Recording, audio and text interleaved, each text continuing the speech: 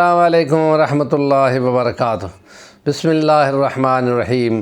ان ینصرکم اللہ فلا غالب لکم وقال اللہ تعالی انا فتحنا لک فتحا مبینا۔ قال النبی صلی اللہ علیہ وسلم الجہاد ماض الی یوم القیامہ۔ سیرت نبی صلی اللہ علیہ وسلم کو ہم بیان کرتے ہوئے آ رہے ہیں۔ اس دوران میں انڈیا پاکستان کی جنگ کے ضمن میں جہاد اور قتال کی کچھ باتیں اعادہ کے طور پہ دوبارہ لی ہے۔ پہلے بھی ہم بیان کر چکے ہیں اور عام الوفود میں سیرت کو بیان کیا ہے، بہت سارے اور عنوانوں سے بھی لیا ہے، اور عبادات اور سیرت نبوی صلی اللہ علیہ وسلم نے ہم نے رمضان المبارک کو لیا تھا۔ اب حج کے دن نزدیک آ رہے ہیں تو انشاءاللہ اب ان دنوں میں حج کی بہت ساری باتیں اس میں شامل کریں گے، اس کے بعد پھر نماز کی طرف آ جائیں گے۔ تو اس جہاد کے سلسلے میں کہ خدا نے گنا کم قوت کے باوجود اپنی اللہ کی نصرت اور اس کی تائید سے اور اس کے پکارنے پہ اور اس کے مناجات کرنے پہ اس نے فتح دی۔ جیسے وہ جنگ بدر میں اور جنگ خندق میں اعلان کرتا ہے کہ تم تو کچھ بھی نہ تھے اور ہم اپنے اذن سے تم کو فتح دی ہے اور تم کو وہ فرشتوں کی مدد اتاری ہے جو تم کو نظر بھی نہیں آتے تھے۔ تو یہاں بھی اللہ پاک نے تھوڑے سے جہازوں کے ساتھ بہت بڑی قوت کے ساتھ بہت بڑی ٹیکنالوجی اور بہت بڑے ممالک جس میں ان کے ساتھ امریکہ اور اسرائیل اور رشیا کی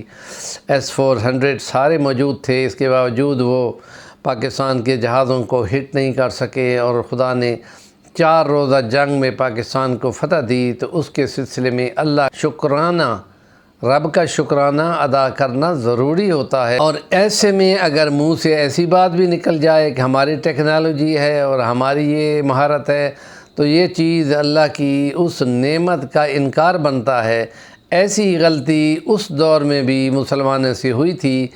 کہ جب مکہ کو فتح کرنے آئے تھے تو 10,000 تھے، جب بنی حوازن اور طائف کی طرف جنگ کی طرف گئے تو وہاں 12,000 سے زیادہ تھے۔ تو انہوں نے کہا اب تو ہم بہت ہو گئے ہیں، اب تو ہم غالب آئیں گے، اور تھوڑی سی جماعت نے ان کو تتر بتر کر دیا تھا۔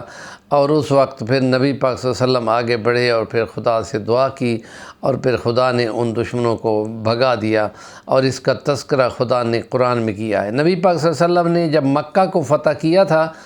اور کس عاجزی اور انکساری کے ساتھ مکہ کے اس ماحول میں کہ دشمن نے یوں سمجھو ہتھیار ڈال دیے تھے اور پرامن طریقے سے سرنڈر کر رہے تھے، اور اس وقت نبی پاک صلی اللہ علیہ وسلم کے پیچھے اسامہ بن زید بیٹھے ہوئے تھے،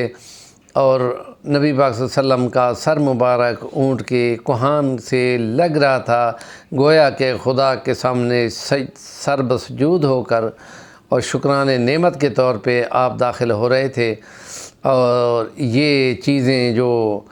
خدا کی حمد و ثنا اور خدا کے شکرانے کی ہوتی ہوں تو خدا تعالیٰ اپنے کلام میں کہہ چکا ہے وَلَئِن شَكَرْتُمْ لَأَزِيدَنَّكُمْ، تمہاری شکر گزاری اگر ہوگی تو ہم تم کو اور زیادہ دیں گے۔ اور یہ تمہاری شکر گزاری جو بھی ہو وہ ہمیں خوب معلوم ہوتی ہے، اور اس ماحول میں کہ پوری دنیا میں پاکستان کے چرچے ہو رہے ہیں اور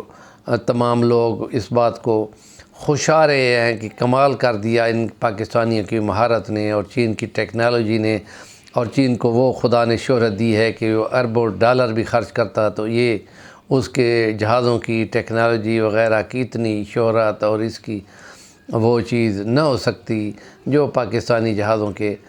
پائلٹوں کی مہارت سے اس کو مفت میں مل گئی ہے۔ بس دوستی کے حق ہوتے ہیں، دوست کا ہوتا ہے، اور یہ بہت ہی اچھا عنصر ہے کہ جو مخلص دوست ہو تو پھر دھوکہ نہیں دیتا اور عین موقع پہ پابندیاں نہیں لگاتا اور چیز مہنگی کر دیتا ہے، یا چیز کوئی مانگی جائے تو وہ صاف انکار کر دیتا ہو۔ تو یہ دوستیوں کا آزمائش کے مرحلوں میں پتہ چلتا ہے۔ اور ہمارے چینل کا نام ہے صفی الوانی، ضرور سبسکرائب کریں، کام کی بات کا کمنٹ دیا کریں۔